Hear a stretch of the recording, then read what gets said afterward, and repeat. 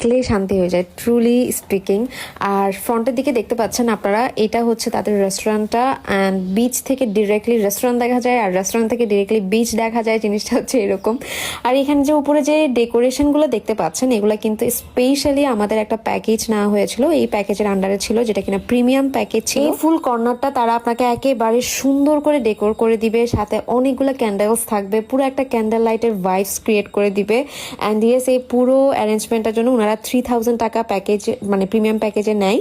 তো আমি আমার রিকোয়েস্টে ওনাদের কাছ থেকে একটা ডিসকাউন্ট পেয়েছি, সাথে আপনাদের জন্য একটা ডিসকাউন্ট অ্যারেঞ্জ করে দিয়ে আসছি।